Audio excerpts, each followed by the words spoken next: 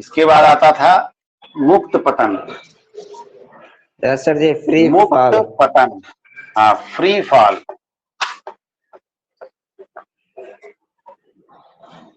Free fall, free fall का मतलब क्या है? देखो जब कोई वस्तु, ये क्या है, पृथ्वी है, जब कोई वस्तु यहां से छोड़ी जाती नीचे आती है, जब कोई वस्तु ऊपर से छोड़ी जाएगी तो वो कहां जाएगी? जब किसी वस्तु को ऊपर से छोड़ा जाएगा तो वो कहां जाएगी? नीचे आएगी। नीचे ही क्यों आएगी? क्योंकि उस पर पृथ्वी का गुरुत्व बल कार्य करेगा। कर रहा है। तो क्या इस पर गुरुत्व बल के अलावा कोई और अन्य बल भी कार्य करता है? अगर हम किसी सर जी, टुकड़े को ऊपर से नीचे गिरा दें तो क्या होगा? सर जी नीचे केवल गुरुत्व बल इसके ऊपर काम करता है। इसके ऊपर केवल गुरुत्व बल ही कार्य कर रहा है, कोई अन्य बल इसके ऊपर कार्य नहीं कर रहा है। नहीं। तो जब कोई वस्तु केवल गुरुत्व बल के अंतर्गत नीचे की ओर गिरती है तो ऐसी अवस्था को कहते हैं मुक्त पतन, फ्री फॉल। और इस स्थिति में क्या होता है कि इस वस्तु की दिशा में कोई परिवर्तन नहीं किया जा सकता। इसकी दिशा सदैव नीचे की ओर ही रहेगी और एक ही दिशा में ये वस्तु गति करेगी, सदैव नीचे की ओर गति करेगी, दाएं बाएं नहीं जाएगी, जहां मन होगा उधर मुड़ नहीं जाएगी जिधर मन होगा। तो इसलिए ये क्या कहलाता है? मुक्त पतन। जब हम किसी वस्तु को ऊंचाई से छोड़ देते हैं तो क्या होता है? वो वस्तु गुरुत्व बल के अंतर्गत नीचे की ओर गिरना प्रारंभ हो जाती है। और कब तक गिरती रहती है? जब तक कि वो जमीन पर ना पहुंच जाए। तो ऐसी स्थिति में उसके ऊपर केवल और केवल गुरुत्वाकर्षण बल ही कार्य करता है, कोई अन्य बल कार्य नहीं करता है। ठीक है? यस सर जी। तो अब जब ऊपर से नीचे की ओर गिर रही है तो इसके वेग की क्या स्थिति होती है, ये बताओ। जब यहां पर हमने पकड़े हैं, इसको छोड़ दिया, यहां से हमने छोड़ा, तो छोड़ते समय इसका वेग कितना होगा? जैसे अभी हम इसको पकड़े हुए हैं यहां पर, तो अभी इसका वेग कितना है? 0। 0। और जब ये अभी यहां पर वेग कितना है? 0 है। और जब ये जमीन पर आ जाएगी तब वेग कितना होगा? कुछ होगा वेग उसका कि नहीं होगा? Yes sir. उसमें कुछ ना कुछ वेग होगा कि नहीं होगा? होगा वेग।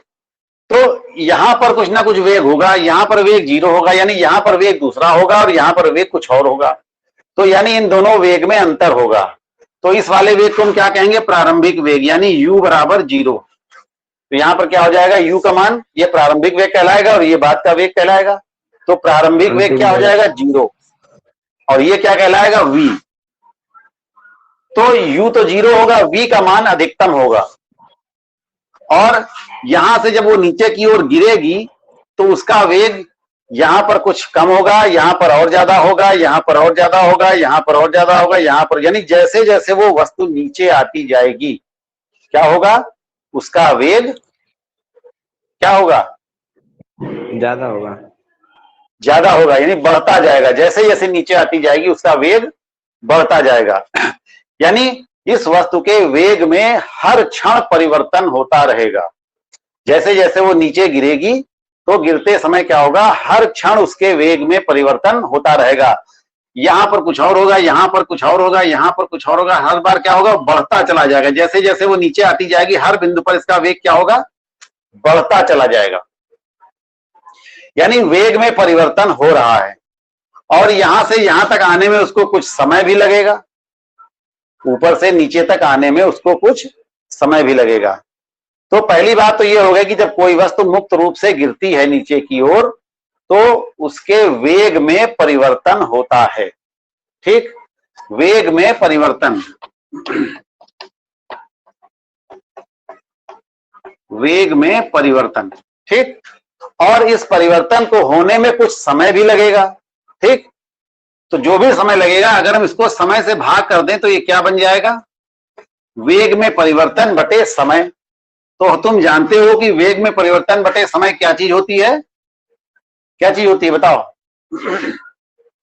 वेग में परिवर्तन बटे समय क्या कहलाता है? त्वरण। ये क्या कहलाता है? त्वरण। ये क्या होता है?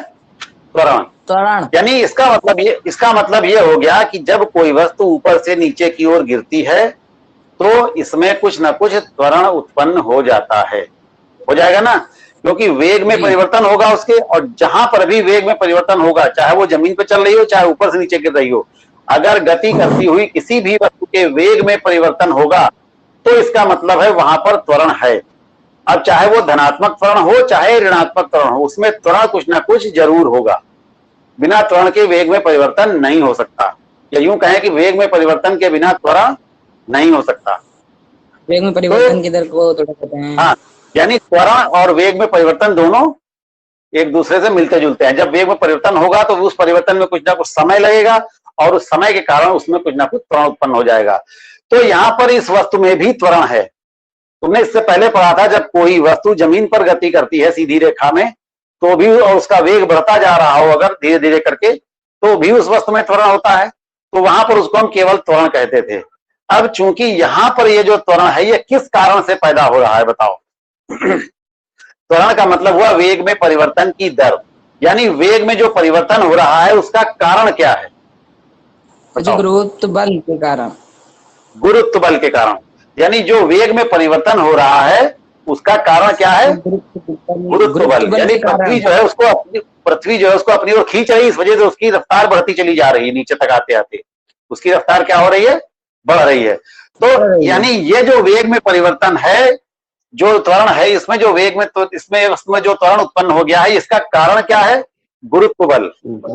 इसका कारण क्या है? गुरुत्व बल। यानी गुरुत्व बल के कारण ही इसमें त्वरण उत्पन्न हुआ। अगर ये गुरुत्व बल ना होता तो वस्तु यहीं पर टिकी रहती, और जब टिकी रहती तो यहाँ पर इसका वेग नहीं बदलता, ये इसका वेग शून्य रहता, यानी वस्तु गति ही नहीं करती। और ये गति नीचे की ओर क्यों कर रही है? क्योंकि इस पर गुरुत्व बल कार्य कर रहा है। तो इसमें जो त्वरण उत्पन्न हुआ ये किस कारण से उत्पन्न हुआ है? गुरुत्व बल के कारण। ये बात समझ में आ गई? तो जब त्वरण, ऐसी बात हो कि जब त्वरण गुरुत्व बल के कारण उत्पन्न होता है तो ऐसे त्वरण को हम कहते हैं गुरुत्वीय त्वरण। इसको क्या कहते हैं? गुरुत्वीय त्वरण। तो इसमें जो त्वरण होगा ये गुरुत्वीय त्वरण होगा। देखो त्वरण सब एक ही जैसे, बस कारण का मतलब है यहाँ पर किस कारण से त्वरण हो रहा है? गुरुत्व बल के कारण। इसलिए इस त्वरण को हम कहते हैं, इसको सिंपली त्वरण ना कह करके इसको हम कहते हैं गुरुत्वीय त्वरण।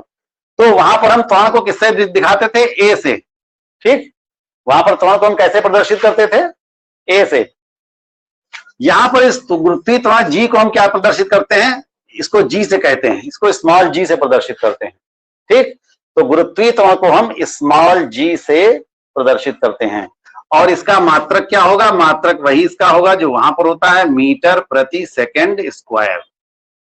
मीटर प्रति सेकंड स्क्वायर त्वरण का मात्रक होता है। ये भी त्वरण है, इसका मात्रक भी मीटर प्रति सेकंड स्क्वायर ही होगा।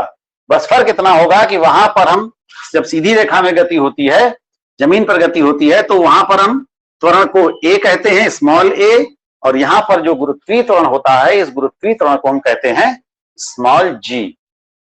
अभी तुमने पढ़ा था एक कैपिटल जी, तो दो प्रकार के जी तुमने आज पढ़े, एक कैपिटल जी और एक स्मॉल जी। कैपिटल जी क्या होता है? नियतांक। बताओ। नियतांक होता है। क्या नाम है? पूरा नाम बताओ। पूरा नाम बताओ। सार्वत्रिक गुरुत्वाकर्षण नियतांक, इसको कहते हैं सार्वत्रिक गुरुत्वाकर्षण नियतांक। सार्वत्रिक गुरुत्वाकर्षण नियतांक। गुरुत्वाकर्षण नियतांक, इसको कहते हैं सार्वत्रिक गुरुत्वाकर्षण नियतांक। इसका मान कितना होता है? 6.67 इंटू 10⁻11 न्यूटन मीटर स्क्वायर प्रति किलोग्राम स्क्वायर। तो ये आ गया तुम्हारा। जब वस्तु ऊपर से नीचे की ओर गिरती है तो क्या होता है? उसमें एक त्वरण पैदा हो जाता है। इस त्वरण को हम कहते हैं गुरुत्वीय त्वरण। ठीक, और जैसे जैसे वो नीचे की ओर गिरती जाती है उसका वेग क्या होता है? बढ़ता चला जाता है। समझ में आया? तो ये हो गया मुक्त पतन। तो मुक्त पतन में तुमने क्या क्या सीखा? कि मुक्त पतन उसे कहते हैं जब कोई वस्तु केवल और केवल गुरुत्वीय बल के अंतर्गत नीचे की ओर गिरती है, उस पर कोई अन्य बल कार्य न कर रहा हो, तो ऐसे पतन को हम कहते हैं, इस प्रकार से गिरने को हम कहते हैं मुक्त पतन। और मुक्त पतन में क्या होता है कि दिशा जो है वो एक निश्चित रहती है, उसकी दिशा में कोई परिवर्तन नहीं होता है अपने आप। अपने आप वो जब भी गिरेगी नीचे की ओर ही गिरेगी और एकदम सीधी गिरेगी, कभी भी इधर उधर टेढ़ी मेढ़ी नहीं गिरेगी कि अपनी दिशा बदल के कहीं दूसरी तरफ गिर जाए जाकर के, ऐसा कभी नहीं होगा। और दूसरी बात, इसके वेग में लगातार परिवर्तन होता जाता है और इस परिवर्तन के कारण उसमें एक प्रकार का त्वरण उत्पन्न हो जाता है जिसे हम गुरुत्वीय त्वरण कहते हैं। तो गुरुत्वीय त्वरण की परिभाषा क्या हुई, बताओ? गुरुत्वीय त्वरण की परिभाषा क्या हुई? गुरुत्वीय त्वरण की सर जी? बताओ क्या बनाओगे तुम अपने आप अगर बनानी पड़े तो? त्वरण क्या होता है, आप उसको पकड़ो। वेग में परिवर्तन की दर को त्वरण कहते हैं। तो ये कहो कि जब किसी वस्तु के वेग में परिवर्तन गुरुत्व बल के कारण होता है तो इस प्रकार उसमें जो त्वरण उत्पन्न होता है, इस त्वरण को हम गुरुत्वीय त्वरण कहते हैं। यानी गुरुत्व बल के कारण किसी वस्तु में, किसी गति करती हुई वस्तु में यदि त्वरण पैदा होता है तो इस प्रकार के त्वरण को हम गुरुत्वीय त्वरण कहते हैं। ठीक है। और इसका मान, गुरुत्वीय त्वरण का मान जो है वो वस्तु के आकार पर निर्भर नहीं करता है, वस्तु के द्रव्यमान पर निर्भर नहीं करता है, इन सब चीजों पर उसका कोई मतलब नहीं। चाहे बड़ी वस्तु हो चाहे छोटी वस्तु हो, उसमें समान मात्रा में उसका त्वरण दोनों का बराबर होगा। एक हम चौक फेंकें और एक बड़ा सा पत्थर फेंकें, दोनों पर समान बल लगेगा। इस वजह से इसमें त्वरण जो होगा समान रूप से उत्पन्न होगा, दोनों एक साथ पृथ्वी पर पहुंचेंगी। तो इसलिए इस पर जो गुरुत्वीय त्वरण जो होता है, इस पर किसी की वस्तु के रूप, आकार, द्रव्यमान इत्यादि चीजों का कोई फर्क नहीं पड़ता है। तो ये तो हो गया मुक्त पतन। हाँ जी सर जी, एक कागज फेंके और एक ईटा फेंके सर जी, तो हाँ, दोनों साथ साथ पृथ्वी पर आएंगे, अलग अलग नहीं आएंगे। कागज इसलिए देर से आता है, तुमको ये लगता होगा कि कागज तो देर से आएगा, लेकिन चूंकि कागज के ऊपर एक और बल कार्य करता है जो हवा होती है, हवा उड़ा देती है इसको इधर उधर, हवा की वजह से वो इधर उधर उड़ने लगता है, इस वजह से वो देर हो जाती है। अगर हवा ना हो बिल्कुल तो वो सीधा बिल्कुल नीचे दोनों साथ ही साथ आएंगे वायु के कारण जी। ठीक है। अब अगली चीज आती है, एक शब्द है भार। तुमने भार का नाम सुना होगा, इसको अंग्रेजी में कहते हैं वेट। भार किसे कहते हैं? हम सामान्य रूप से क्या समझते हैं कि जो हम किसी चीज को तौलते हैं तो वो क्या कहलाता है, उसका भार कहलाता है। किसी वस्तु का भार कितना है, इसका क्या मतलब है? हम सामान्य रूप से बोलते हैं कि इसका वजन कितना है, इसका भार कितना है, तो लोग कहते हैं 10 किलो, 20 किलो, 50 किलो, 2 किलो, ऐसे बोलते हैं ना। लेकिन ये गलत है बोलना, ये बोलना गलत है। बोलचाल में प्रचलित हो गया अलग बात है, लेकिन ये वैज्ञानिक रूप से ये गलत है। भार किसे कहते हैं? और एक दूसरी चीज होती है द्रव्यमान, तुमने पढ़ रखा है। तो जो किलोग्राम या द्रव्यमान की जो बात होती है वो किसका मात्रक होता है? तुमने कहा कि भार इसका भार 10 किलो है, तो क्या हुआ, ये गलत हो गया। किलो क्या चीज होती है? किलो में क्या चीज नापी जाती है? द्रव्यमान नापा जाता है। किलो में द्रव्यमान नापा जाता है। तो द्रव्यमान का मात्रक जो होता है वो किलोग्राम होता है। इसका मतलब भार कुछ और चीज है। भार क्या है? भार उसे कहते हैं, भार क्या है? एक प्रकार का बल है। भार क्या है? एक प्रकार का बल है। और ये कैसा बल है? जिस बल से पृथ्वी किसी वस्तु को अपनी ओर खींचती है, या यूं कह लो कि जो वस्तु है कोई भी, उस वस्तु पर पृथ्वी के द्वारा कितना बल लगाया जा रहा है, ये उसका कहलाता है भार। भार की परिभाषा क्या होती है? पृथ्वी किसी भी वस्तु को जिस बल से अपनी ओर खींचती है, उस बल को हम कहते हैं भार। ठीक। तो अब भार क्या है? चूंकि भार एक प्रकार का बल है, और बल का मात्रक क्या होता है, बताओ? बल का मात्रक क्या होता है? न्यूटन। न्यूटन बल का मात्रक होता है, न्यूटन। तो इसका मतलब भार का मात्रक भी क्या होगा? न्यूटन होगा। अगर कोई तुमसे पूछता है कि इस वस्तु का भार कितना है, तो तुम तराजू से जो तौलते हो वो तुम भार तौलते हो, क्योंकि तुम उसको गुरुत्वाकर्षण के साथ तौलते हो, इसलिए उसको कहते हैं हम भार। तो उसका भार जो है वो किलो में नहीं नापा जा सकता। भार क्या है? एक प्रकार का बल है, इसलिए इस बल का मात्रक क्या होता है? न्यूटन। तो इस भार के मात्रक को हम क्या कहेंगे? न्यूटन। तो अगर पूछा जाए किसी वस्तु का भार कितना है तो तुम क्या बताओगे? इतने न्यूटन है, 10 न्यूटन, 15 न्यूटन, ये भार कहलाएगा। तो भार जो होता है एक प्रकार का बल होता है, लेकिन द्रव्यमान जो होता है वो पदार्थ में उपस्थित निश्चित मात्रा होती है। किसी भी पदार्थ में, किसी भी वस्तु में जो पदार्थ है, जैसे ये गुटका लकड़ी का बना है, तो इस लकड़ी के गुटके में जो लकड़ी है, उस लकड़ी की वास्तविक मात्रा कितनी है उसको कहेंगे द्रव्यमान।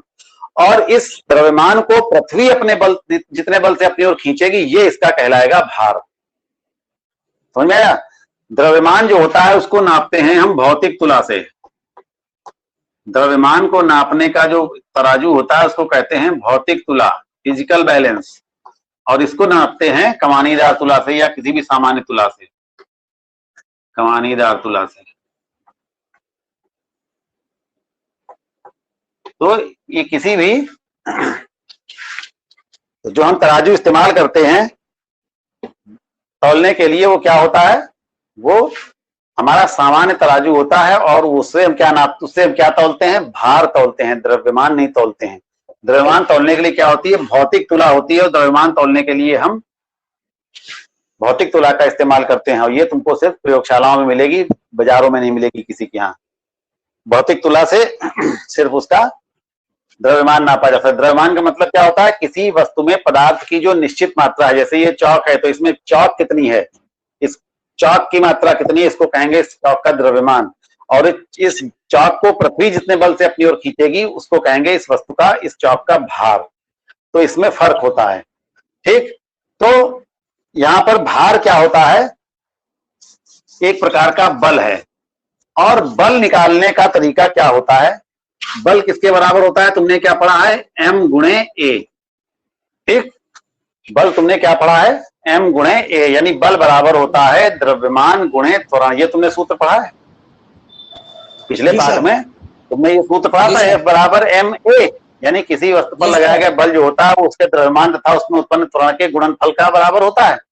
तो यहां पर अब ये बल, ये भी है, भार भी क्या है? प्रकार का बल है। तो यहां पर हम F की जगह पर क्या लिख सकते हैं? इसको W लिख देते हैं। W मतलब वेट। तो ये भी एक प्रकार का बल है। तो W बराबर क्या हो जाएगा? M। द्रव्यमान तो रहेगा ही वस्तु में कुछ ना कुछ। और त्वरण जो होता है, जब कोई वस्तु तौलेंगे हम तो यानी उस पर बल नीचे की ओर लगेगा। गुरुत्व बल कहां लगता है? नीचे की ओर लगता है, ठीक। तो जब गुरुत्व बल नीचे की ओर लगता है, तो अभी तुमने मुक्त पतन में पढ़ा था, उसमें क्या होता है? त्वरण होता है, गुरुत्वीय त्वरण होता है। यहां पर A क्या है? त्वरण है। यहां पर A क्या है? त्वरण है। लेकिन जब तुम वस्तु को तौलते हो तो लटका के तौलते हो, यानी उस पर पृथ्वी का गुरुत्व बल काम करता है। तो वहां पर त्वरण हम कौन सा इस्तेमाल करेंगे? G। यहां पर जो हम त्वरण इस्तेमाल करेंगे वो कौन सा त्वरण होगा? वो G होगा, ना कि A होगा। क्योंकि A तो जब कोई वस्तु सीधे चलती है, क्षैतिज रेखा में चलती है, तब वहां पर उसको हम कहते हैं त्वरण। अब यहां पर चूंकि हम तौल रहे हैं तो किसी चीज को लटका के ही तौलेंगे, तो इसलिए ये क्या होगा? यहां पर जो त्वरण होगा उसमें क्या होगा? गुरुत्वीय त्वरण होगा। उस गुरुत्वीय त्वरण को हम कहते हैं G, ठीक। तो यहां पर यह सूत्र बन जाता है W बराबर mg। F बराबर ma वाला सूत्र जो है वही जब ऊर्ध्वाधर गति होती है तो बन जाता है W बराबर mg। तो यहां पर देखो एक चीज नहीं बदली, वो क्या है? जो चीज नहीं बदली वो क्या है? द्रव्यमान, द्रव्यमान। द्रव्यमान नहीं बदला। तो द्रव्यमान और भार में यही अंतर होता है। तो अब तुमको समझ में आ गया आज के बाद कि तो बल, भार क्या होता है? हमेशा ध्यान रखना, भार क्या होता है? एक प्रकार का बल होता है। और बल का मात्रक न्यूटन होता है, इसलिए भार का मात्रक क्या होगा? न्यूटन होगा, ठीक है। अब द्रव्यमान और भार में अन्य क्या क्या अंतर होते हैं ये समझो। द्रव्यमान और भार, ये बहुत इंपॉर्टेंट है। द्रव्यमान और भार में अंतर, क्या क्या अंतर होते हैं द्रव्यमान और भार में? तो द्रव्यमान क्या होता है? किसी वस्तु में पदार्थ की निश्चित मात्रा होती है। द्रव्यमान क्या होता है? पदार्थ की निश्चित मात्रा। निश्चित मात्रा जो होती है उसको हम द्रव्यमान कहते हैं। और इसमें क्या होगा? वस्तु को पृथ्वी जिस बल से खींचती है उसको भार कहते हैं। जिस बल से खींचती है, पृथ्वी द्वारा लगा बल वस्तु पर, पृथ्वी द्वारा लगाया गया बल क्या होता है? भार कहलाता है। ठीक, ये तो हो गया पहला अंतर कि किसी पदार्थ की निश्चित मात्रा जो होती है उसको हम क्या कहते हैं? द्रव्यमान कहते हैं, और उस द्रव्यमान को पृथ्वी कितने बल से अपनी ओर खींच रही, ये चीज उसका भार कहलाती है। दूसरा क्या है कि द्रव्यमान कभी नहीं बदलता। द्रव्यमान को हम चाहे पृथ्वी पर तौलें, चाहे अंतरिक्ष में जाके तौलें, चाहे चंद्रमा पे तौलें, चाहे किसी भी अन्य ग्रह पे जाके तौलेंगे, द्रव्यमान में कोई अंतर नहीं आएगा। जैसे किसी वस्तु का द्रव्यमान 10 ग्राम है, 10 ग्राम है पृथ्वी पर, तो अंतरिक्ष में जाके तौलेंगे जहां पर गुरुत्वाकर्षण ही नहीं है, वहां पर ले जाके तौलेंगे तब भी उसका द्रव्यमान 10 ग्राम ही होगा। चंद्रमा पर ले जाके तौलेंगे तब भी उसका द्रव्यमान 10 ग्राम ही रहेगा। किसी अन्य ग्रह पर जाकर तौलेंगे तब भी उसका द्रव्यमान 10 ग्राम ही रहेगा। यानी द्रव्यमान जो होता है वो कभी नहीं बदलता। एक बात ये हो गई, द्रव्यमान कभी नहीं बदलता, जबकि भार बदल जाता है। भार बदल सकता है। क्यों बदल सकता है, इसका कारण बताओ। भार जो होता है वो किस पर निर्भर करता है? गुरुत्व बल पर। भार जो होता है वो गुरुत्व बल पर निर्भर करता है, और गुरुत्व बल जो होता है वो सभी जगहों पर एक जैसा नहीं होता है। गुरुत्व बल जो होता है वो सभी जगहों पर एक जैसा नहीं होता है। इस वजह से भार का मान बदल सकता है। हम अभी बहुत ऊंचे पहाड़ों पर चले जाएं तो वहां पर, यहाँ पर हम कोई चीज 10 किलो की तौल रहे हैं और बाहर बहुत ऊंचाई पे पहाड़ पे चले जाएं तो क्या होगा? वहां पर उस वस्तु के भार में कुछ फर्क आ जाएगा। द्रव्यमान तब भी वही रहेगा, लेकिन उसका भार जो होगा वो बदल जाएगा। क्या होगा? उसका भार घट जाएगा। हो सकता है कि उसका भार 0.25 ग्राम रह जाए, कुछ ना कुछ कम हो जाएगा, क्योंकि ऊंचाई जैसे जैसे ऊंचाई बढ़ती है जी का मान कम होता है। जैसे जैसे हम गहराई में जाते हैं जी का मान बढ़ता है। पृथ्वी तल पर जी का मान जो होता है वो निश्चित रहता है। तो पृथ्वी तल से हम जैसे जैसे ऊंचाई पर जाते हैं तो क्या होता है? जी का मान घटता है, और पृथ्वी तल से नीचे जाने पर जी का मान बढ़ता है। यानी ऊपर से लेके हम जैसे जैसे नीचे आते जाते हैं जी का मान बढ़ता जाता है। जैसे जैसे ऊपर जाएंगे उल्टा तो जी का मान क्या होगा? वो कम होता जाएगा। अच्छा, पृथ्वी पर गुरुत्वाकर्षण बल जो है कुछ और है, और चंद्रमा पर गुरुत्वाकर्षण बल क्या है? कुछ और है। तो इसका मतलब ये हुआ कि जो वस्तु पृथ्वी पर 10 ग्राम की है वो चंद्रमा पर कितने होगी? वो चंद्रमा पर होगी कितनी होगी? 6वां भाग। देखो, चंद्रमा पर अगर यहाँ पृथ्वी पर किसी वस्तु का भार मान लो 60 किलो है, अगर किसी वस्तु का भार यहाँ पृथ्वी पर 60 किलो है तो चंद्रमा पर अगर हम ले जाके तौलेंगे, उसका भार ज्ञात करेंगे तो कितना आएगा? उसका भार आएगा 10 किलो या 10 न्यूटन। सॉरी, किलो नहीं, किलो हम भी बोल गए। क्या आएगा? 10 न्यूटन भार। अगर पृथ्वी पर उसका भार कितना है? 60 न्यूटन है, तो चंद्रमा पर जाकर के जब हम तौलेंगे उसको तो उसका भार कितना निकलेगा? 10 न्यूटन। क्यों? क्योंकि चंद्रमा पर जो गुरुत्वाकर्षण है या गुरुत्व बल है, जो चंद्रमा का गुरुत्व बल है वो पृथ्वी के गुरुत्व बल का 1/6 है। यानी अगर पृथ्वी पर 6 है तो वहां पर 1 होगा, इतना अंतर है। उसका 6वां भाग है। पृथ्वी के गुरुत्व बल का 6वां भाग जो है वो चंद्रमा पर गुरुत्व बल है, 1/6 है। तो इसलिए वहां पर उसके भार में परिवर्तन आ जाएगा। अगर हम इसी वस्तु को अंतरिक्ष में तौलें तो जब अंतरिक्ष में कोई गुरुत्व बल है ही नहीं, किसी प्रकार का कोई बल नहीं है, तो वहां पर क्या निकलेगा? वहां पर हम भार ज्ञात ही नहीं कर सकते। उसका भार क्या होगा? 0 हो जाएगा। अगर हम अंतरिक्ष में किसी वस्तु को तौलेंगे तो उसका भार क्या हो जाएगा? 0 हो जाएगा। क्यों? वहां पर कोई बल ही नहीं लगेगा उसके ऊपर। तो जब बल ही नहीं लगेगा तो उसमें कोई त्वरण ही नहीं होगा। जब त्वरण का मान क्या होगा? 0 हो जाएगा। तो W बराबर तुमने अभी पढ़ा है क्या? mg। W बराबर m गुणे g। तो जब m को हम 0 से गुणा करेंगे तो कितना आएगा? 0 आ जाएगा। यानी किसी वस्तु का अंतरिक्ष में भार क्या होगा? 0 होगा। यानी अंतरिक्ष में कोई भी वस्तु जो होती है वो भारहीन हो जाती है। अंतरिक्ष में जो है वो कोई भी वस्तु कैसी हो जाती है? भारहीन हो जाती है। द्रव्यमान तो रहता है लेकिन वो वस्तु कैसी होती है? भारहीन हो जाती है। उसको अपना भार नहीं कुछ दिखाई देगा, इसमें महसूस होगा। जैसे तुम यहाँ पर अपना वजन कुछ किसी चीज को उठाओगे तो तुमको भार महसूस होगा, वहां पर तुम जाकर किसी चीज को उठाओगे तो भारी नहीं महसूस, तुम भी नहीं उठ पाओगे, तुम भी जहां होगे वहीं टिके रहोगे, क्योंकि वहां जमीन भी नहीं है। अंतरिक्ष में क्या है, सब खाली जगह है, खाली बस, वहां पर तो जमीन भी नहीं है। तुम जहां पे होगे वहीं पर टिके रहोगे, ना गिरोगे नीचे, ना ऊपर जाओगे, ना अगल बगल जाओगे, कहीं नहीं जा सकते। जहां पे होगे बस वहीं पे खड़े खड़े हाथ पर हिलाते रहो, जो कुछ हिलाते रहो बस। तुम अपना स्थान बदल नहीं सकते किसी तरीके से, जहां पे होगे बस वहीं पे टंगे रहोगे, बस बीचों बीच में हवा में लटके रहोगे, बस तुमको ये लगेगा देखने में। क्यों? क्योंकि वहां पर कुछ है ही नहीं, वहां पर बिल्कुल शून्य है, निर्वात है, वहां कुछ भी नहीं है, ना गुरुत्व बल है, ना जमीन है, ना हवा है, कुछ नहीं है वहां पर। तो इसलिए कोई गैस नहीं है सर जी, वहाँ कुछ भी नहीं, कोई गैस नहीं, अंतरिक्ष में कुछ नहीं है। क्यों? जाते तो हैं लोग, जाना पड़ता है लोगों को भाई। अब तमाम से इतने उपग्रह चक्कर लगा रहे हैं, उनको ठीक करने के लिए वैज्ञानिक जाते रहते हैं। बिना अंतरिक्ष में जाए तो कैसे दूसरे ग्रह पर पहुंच जाओगे? दूसरे ग्रह पर जाओगे तो अंतरिक्ष को तो पार करके जाना ही पड़ेगा वहां तक।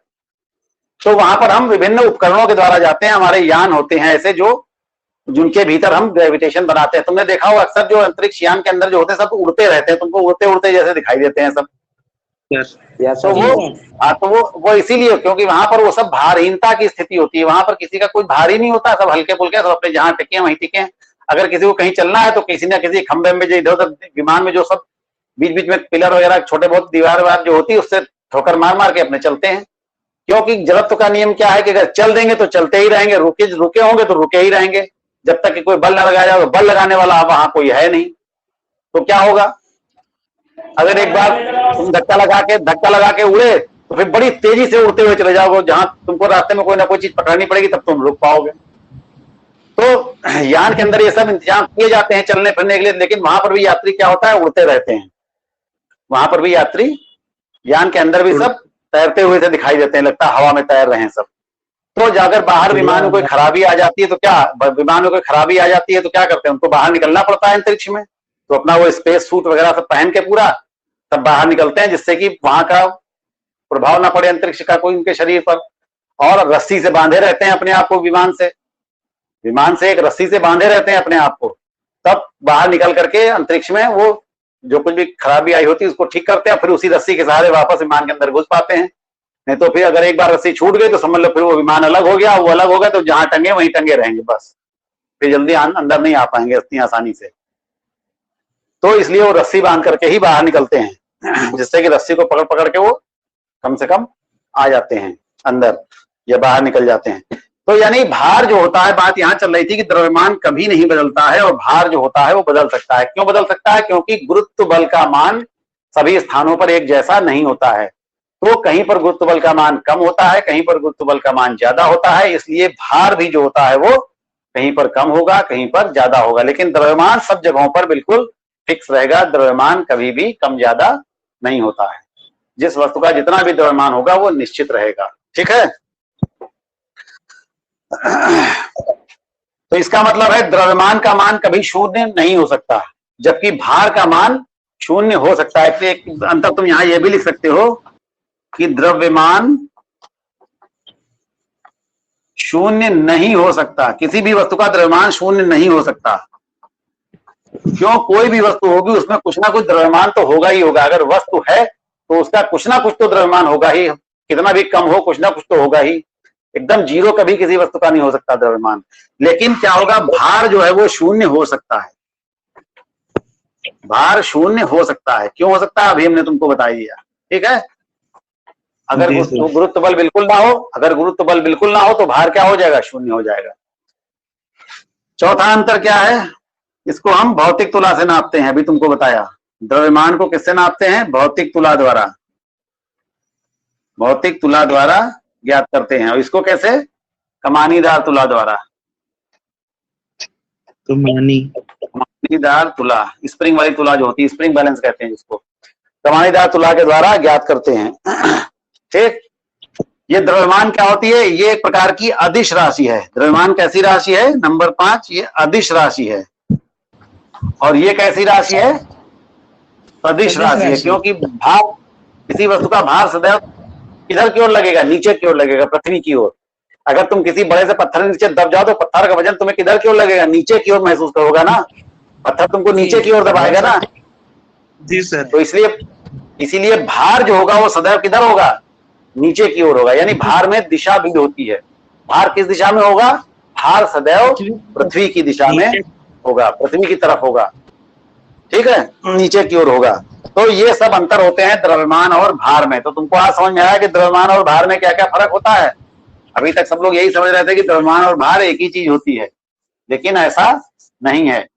द्रव्यमान और भार में बहुत अंतर है। भार क्या है, बल होता है एक प्रकार का, और इसका मात्रक क्या होता है, न्यूटन होता है, ठीक है। जी सर। अब तुमको देखना है कि कैपिटल जी और स्मॉल जी में क्या संबंध होता है। कैपिटल जी और स्मॉल जी में संबंध, कैपिटल जी क्या होता है, सार्वत्रिक गुरुत्वाकर्षण नियतांक, और स्मॉल जी क्या होता है, गुरुत्वीय त्वरण, ठीक। तो तुमने यहां पर क्या पढ़ा, एक तो तुमने पढ़ा भी सूत्र कि F बराबर क्या होता है, mg, ठीक। F बराबर ma कहो या F बराबर mg कहो, बात एक ही है। F बराबर क्या है, W बराबर mg कह लो। यहाँ पर W बराबर mg तुमने अभी पढ़ा कि भार क्या होता है, द्रव्यमान गुणे गुरुत्वीय त्वरण, W बराबर mg। इससे पहले जो न्यूटन का सूत्र था सार्वत्रिक नियम वाला, वो क्या था, F बराबर capital G small capital M small m और बटे डी स्क्वायर, ये सूत्र तुमने पढ़ा था। अगर हम मान लें कि इसमें से एक, देखो एक ये पृथ्वी है, ये क्या है, पृथ्वी है, यहां पर बनाते हैं, ये क्या है, पृथ्वी है, और ये कोई वस्तु है, ये क्या है, वस्तु है। तो ये नीचे की ओर आएगी, इसकी दिशा किधर होगी, नीचे की ओर होगी, ठीक। इसका द्रव्यमान कितना हमने मान लिया, स्मॉल m, और इसका द्रव्यमान हमने मान लिया कैपिटल M E। इसको हम कह देते हैं E, E का मतलब अर्थ, M E का मतलब मास ऑफ अर्थ, E कहने का मतलब यहां पर क्या है, ये अर्थ का मास है, ठीक। तो अब इसके बीच की दूरी क्या होगी, दूरी हमेशा केंद्र से नापी जाती है, पृथ्वी के केंद्र से नापी जाती है, ठीक। तो यहां पर दूरी क्या होगी, ये इसकी दूरी होगी, ये क्या हो गई, d। तो सूत्र बन गया M बटे d स्क्वायर, ये सूत्र बन गया। F बराबर क्या होता है, M बटे d स्क्वायर। अब देखो ये भी F है और ये भी F है, ठीक। ये भी बल है, ये भी बल है, ठीक, दोनों ही बल है ना। ये भी एक प्रकार का बल है, इसको हम यूं भी लिख सकते हैं कि F बराबर mg, ये भी लिख सकते हैं, क्योंकि ये भी बल है एक तरह का, चाहे W लिखो चाहे mg लिखो, बात एक ही। तो अब यहां पर ये भी F है और ये भी F है, इसका मतलब हम यहां पर F की जगह पर लिख सकते हैं mg, यहां पर हम लिख सकते हैं mg। ये बराबर हो जाएगा कैपिटल G me और फिर ये स्मॉल m बटे d स्क्वायर, ये हो जाएगा ना। अब देखो वस्तु वही है, वस्तु वही है, इस वस्तु का भार होगा कुछ ना कुछ, वो भार कितना होगा, mg होगा, वो भार कितना होगा, mg होगा। तो वस्तु वही है, तो इसलिए ये वाला m और ये वाला m तो वही होगा, ये बराबर होंगे, क्योंकि वस्तु वही है। तो ये वस्तु का द्रव्यमान है, ये पृथ्वी का द्रव्यमान है, और ये भी क्या है, वस्तु का द्रव्यमान है। तो ये दोनों तो बराबर होंगे, तो क्या होगा, ये दोनों कट जाएंगे, ये दोनों कट जाएंगे। कट क्यों जाएंगे, इसको अगर इधर लाएंगे तो कहां जाएगा, बटे में जाएगा, जब बटे में जाएगा तो ये दोनों कट जाएंगे, बात एक ही है।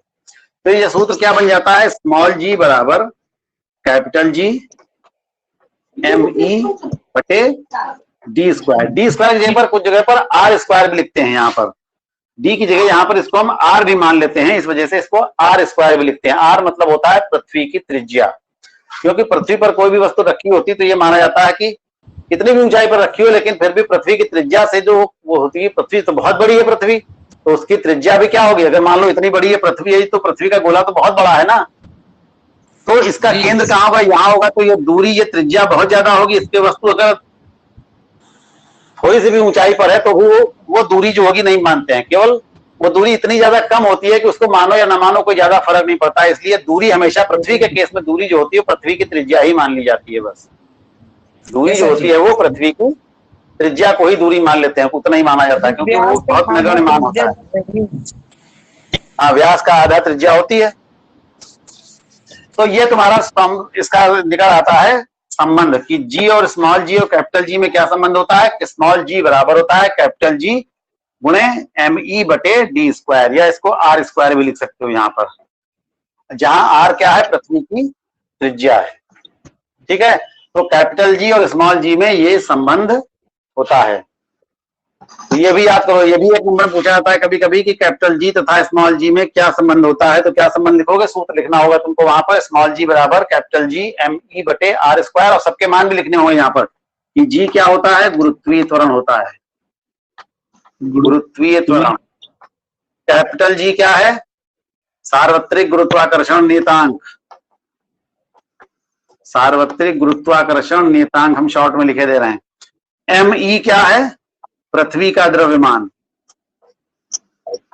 ME क्या हो गया, पृथ्वी का द्रव्यमान, और R क्या हो गया, पृथ्वी की त्रिज्या, पृथ्वी की त्रिज्या। तो अगर पूछा जाता है प्रश्न की स्मॉल जी तथा कैपिटल जी में क्या संबंध है, तो तुम क्या करोगे, ये सूत्र को लिख दोगे, लिखेंगे कैपिटल जी तथा स्मॉल जी में ये निम्नलिखित संबंध होता है, और यहाँ पर ये सूत्र लिख देंगे और फिर सबके मान बता देंगे कि ये जी क्या है, कैपिटल जी क्या है, ME क्या है और R क्या है, इन सब के बारे में हम बता देंगे कि ये सब क्या चीजें हैं। तो इस प्रकार से ये तुम्हारा उत्तर पूरा हो जाएगा। तो ये कैपिटल जी और स्मॉल जी में ये संबंध होता है। और जो स्मॉल जी होता है इसको क्या कहते हैं, गुरुत्वीय त्वरण कहते हैं, और इस गुरुत्वीय त्वरण का एक एवरेज मान जो होता है वो निश्चित है। वो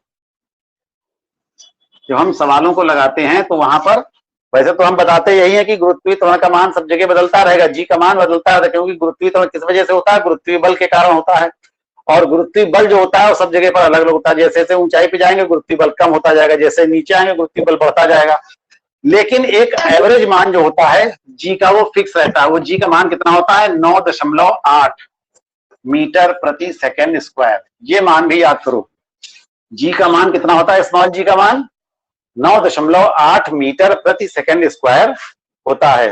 किसका मान, स्मॉल जी का मान, यानी गुरुत्वीय त्वरण का मान जो होता है वो 9.8 मीटर प्रति सेकेंड होता है। कभी कभी सवाल जब दिया जाता है तो वहां पर सवाल को लगाने में आसानी हो इस वजह से 9.8 को सीधे 10 लिख दिया जाता है कभी कभी सवालों में। तो अगर कुछ ही सवाल में जो आंकिक प्रश्न होगा उसमें अगर कहीं पर तुम्हें दिया हुआ है कि जी का मान बराबर 10, तो वहां पर तुम 10 ही लिखोगे सवाल लगाते समय। लेकिन अगर नहीं दिया हुआ है तो हम सवाल को हमेशा 9.8 से ही लगाएंगे। जी का मान जो होता है वो 9.8 ही होता है। ठीक, तो इतना तुमने पढ़ लिया आज। समझ में आया कुछ आज की पढ़ाई, नहीं बताओ? Yes sir. तो ये गुरुत्वीय त्वरण जी का मान जो होता है, तो हमने तुमको बताया कि ऊंचाई पर जाएंगे तो घट जाएगा, नीचे आएंगे तो बढ़ जाएगा। तो कहां पर, कोई पृथ्वी पर ऐसी जगह होगी जहां पर किसी एक जगह पर सबसे ज्यादा होगा और एक जगह पर सबसे कम होगा। जो सबसे अधिक ऊंचाई तक हम पृथ्वी पर जहां तक जा सकते हैं, पहाड़ पर चढ़ के जहां पर भी, तो वो कहां कहां होता है। ये भी छोटे छोटे प्रश्न पूछे जाते हैं कि गुरुत्वीय त्वरण का मान कहां पर सबसे अधिक होता है और कहां पर सबसे कम होता है। तो ध्रुवों पर, जो पृथ्वी के जो पोल होते हैं, उत्तरी ध्रुव और दक्षिणी ध्रुव, पृथ्वी में तुमने पढ़ा भूगोल में, पृथ्वी जैसे है ये, तो ये ऊपरी सिरा क्या कहलाता है, इसको कहते हैं उत्तरी ध्रुव। बहुत ठंडक पड़ती है यहाँ, क्या कहलाता है, उत्तरी ध्रुव। नीचे का हिस्सा क्या कहलाता है, दक्षिणी ध्रुव। सर यहाँ बहुत गर्म ये पढ़ा है तुमने, ध्रुवों के बारे में पढ़ा है पृथ्वी के। तो उत्तरी ध्रुवों पर जो होता है वो जी का मान जो होता है वो सबसे अधिक होता है। और विषुवत रेखा भी तुमने पढ़ी होगी, विषुवत रेखा भी तुमने पढ़ी होगी, 3 रेखाएं पढ़ी होंगी, विषुवत रेखा, कर्क रेखा और मकर रेखा।